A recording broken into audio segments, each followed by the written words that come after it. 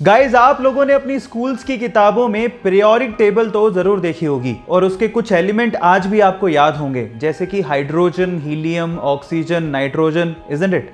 लेकिन क्या आपने थोरियम के बारे में सुना है, जो कि एटॉमिक नंबर 90 पे आता है? थोरियम, थोर ईयम।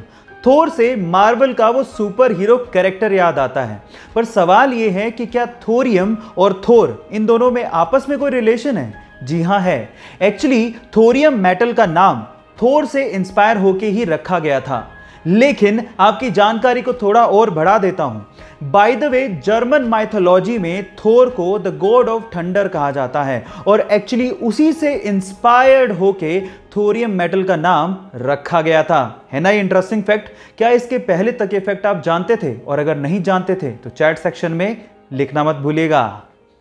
गाइस, ये आपने साइंस की किताबों में जरूर पढ़ा होगा कि कोई भी एटम या एलिमेंट 3 फंडामेंटल पार्टिकल से मिलकर बनता है, इलेक्ट्रॉन, प्रोटॉन और न्यूट्रॉन। लेकिन उसमें इलेक्ट्रॉन सबसे ज्यादा स्टेबल फंडामेंटल पार्टिकल है। इनफैक्ट ये पूरी ही यूनिवर्स में सबसे ज्यादा स्टेबल है। वो कैसे, मैं आपको बताता हूं। एक्चुअली एक इलेक्ट्रॉन 60,000 योटा ईयर्स तक एग्जिस्ट कर सकता है।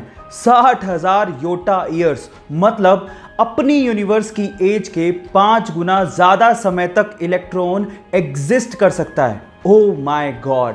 ये इंटरेस्टिंग फैक्ट जान के आपको कैसा लगा, चैट सेक्शन में लिखना मत भूलिएगा।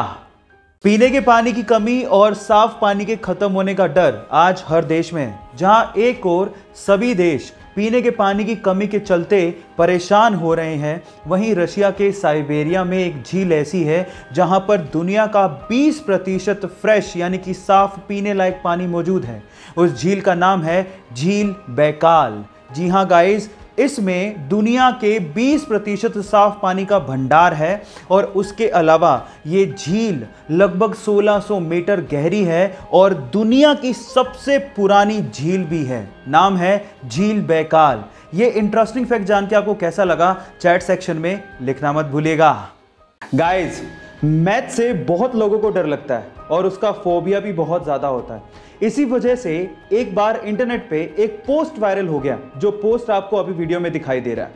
मैं आपको उसका ट्रांसलेट करके बताता हूं। इस पोस्ट में ये लिखा हुआ था कि परसेंटेजेस आर रिवर्सिबल, मींस जो 25 का 8% होता है उतना ही 8 का 25% भी होता है और उनमें से एक को आप आसानी से अपने दिमाग में ही निकाल सकते हैं। इसका मतलब मैं समझाता हूं। मतलब यह है कि अगर आप 25 का 8% निकालने बैठोगे तो वो उतना ही आएगा जितना 8 का 25%, और 8 का 25% निकालना बेहद आसान है। 1/4 ही तो करना है और 8 का 25% यानी कि 1/4 कितना होगा? 2। ये इस पोस्ट का मतलब है। ये फैसिनेटिंग सा मैथ्स का फैक्ट जान के आपको कैसा लगा, चैट सेक्शन में लिखना मत भूलिएगा। गाइस, इंडोनेशिया में चावल यानी कि राइस की खेती करने के लिए वो लोग राइस फिश टेक्निक का इस्तेमाल करते हैं। अब ये क्या है, डोंट वरी, मैं आपको बताता हूँ। एक्चुअली इसमें होता कुछ यूं है कि राइस की खेती करने में फसलों के बीच में जो पानी होता है उसमें वो लोग मछलियां छोड़ देते हैं और मछलियों को वो लोग पालते भी हैं।